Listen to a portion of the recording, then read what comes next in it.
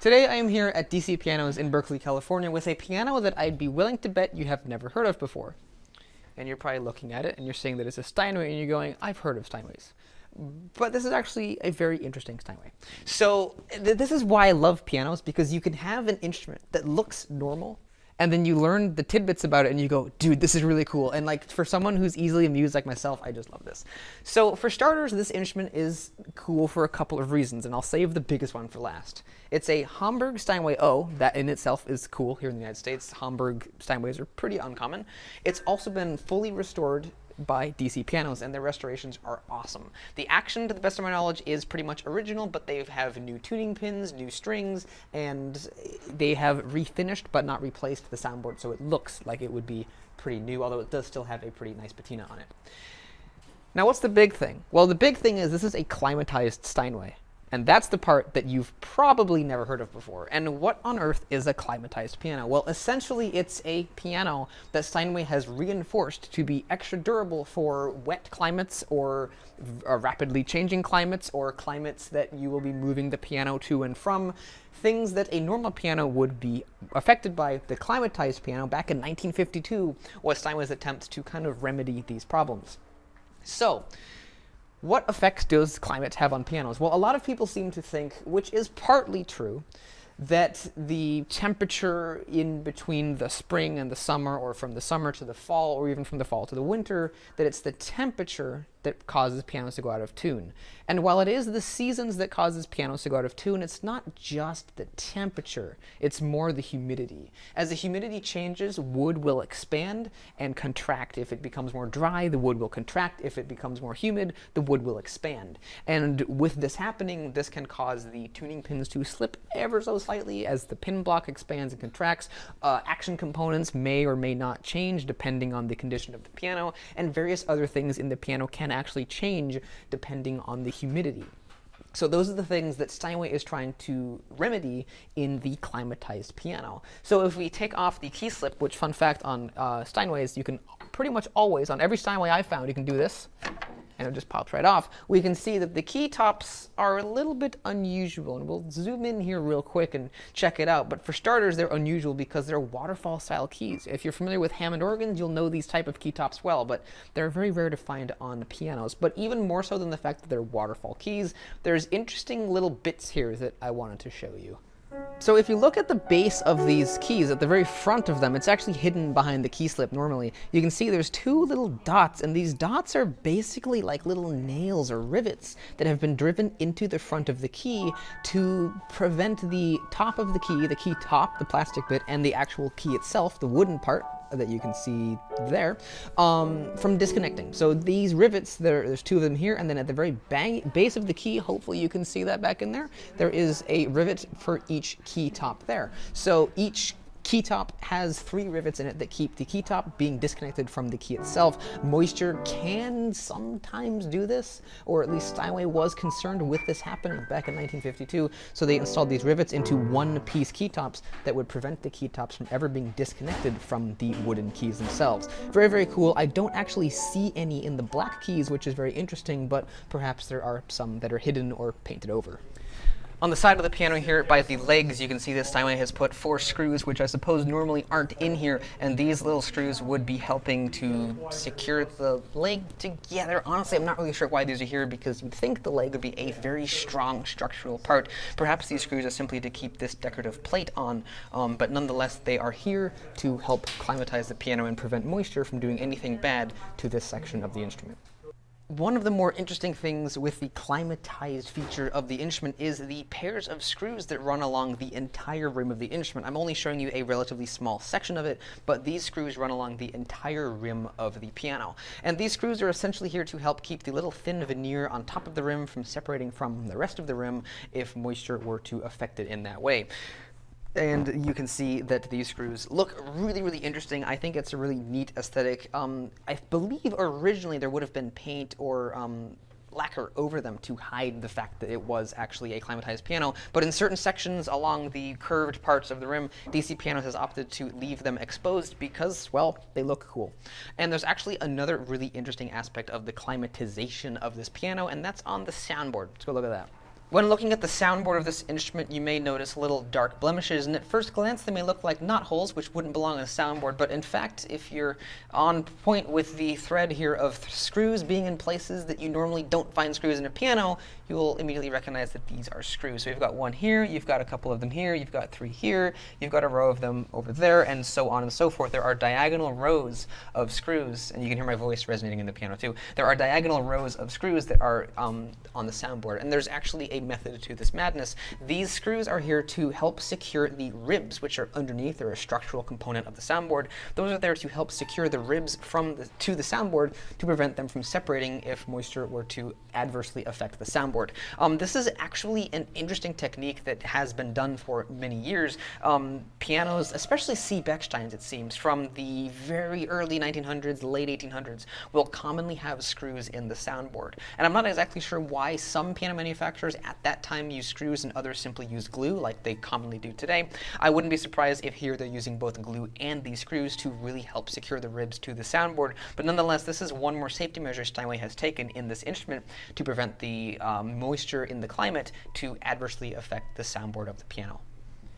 Now that we've checked out all of the climatized bits and pieces of this instrument, it's now time to take a listen to how it sounds and how it plays, which, are you surprised? It's a Hamburg Steinway that's been restored at DC Pianos. Of course it's going to be good. So we are first going to play some music on it. I'm going to play the Cavatine by Edward Shute, and then I will basically tell you what it's like to play this beautiful piano.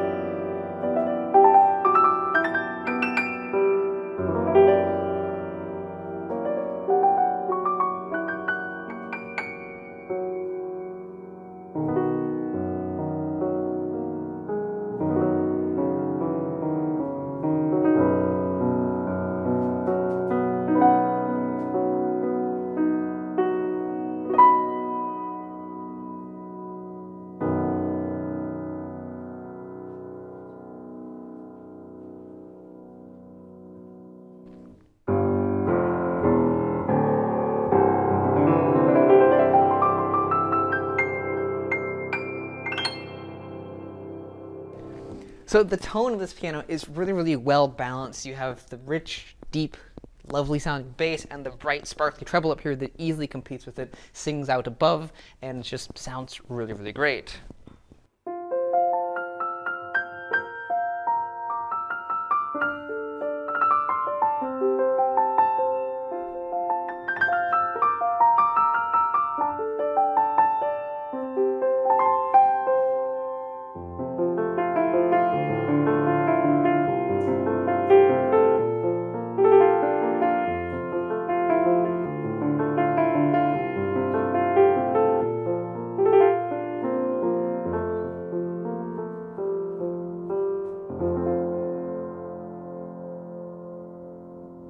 Like, that sounds really, really, really lovely. I'm a sucker for a bright, sparkly, resonant treble, and this piano has that a lot. It's beautiful.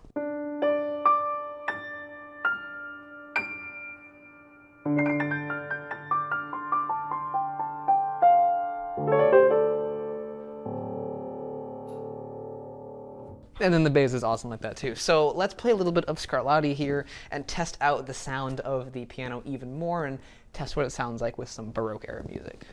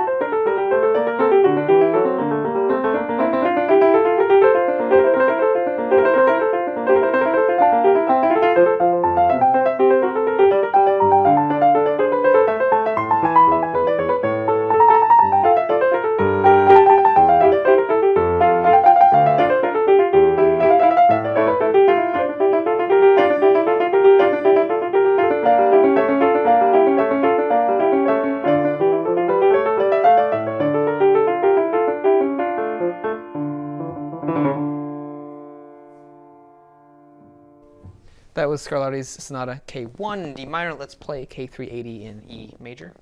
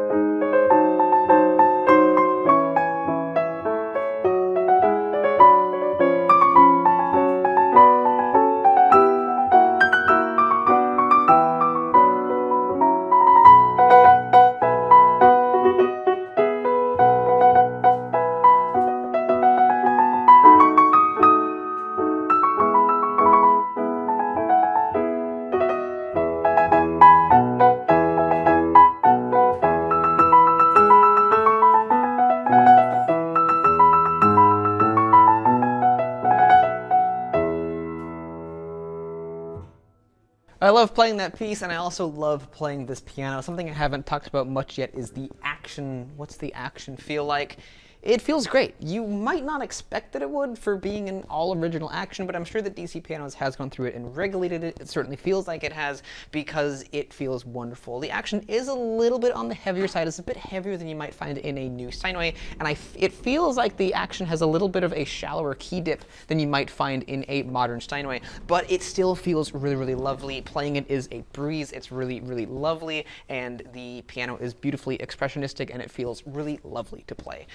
This piano is a beautiful playing experience. Not only does it look great, but it sounds great, and it also has the interesting story of being climatized. So I really hope that you guys have enjoyed this video of a pretty rare Steinway, actually. It doesn't look like it. It looks totally normal, but actually it's a pretty unusual instrument from 1952, and it's been beautifully, fully restored by DC Pianos. I really hope that you all have enjoyed this video of the Steinway & Sons Climatized Model O. From Hamburg too. So it's like a doubly extra interesting instrument. You've got the Hamburg Steinway O part, which is pretty rare, and then you've got the climatized thing on top of that. So it's a really rare piano that doesn't look like it's all that rare. It's awesome. So hopefully you guys enjoyed this video. If you did, you might want to go check out my channel. I've got lots of cool videos from DC Pianos of both digital and acoustic pianos, much like this one here, but not quite as rare, and all kinds of other cool stuff too. There actually have been a few rare pianos at DC Pianos, so you might want to go check some of those videos out. And if you enjoyed them, thank you very much, and I'll see you in the next video. Goodbye.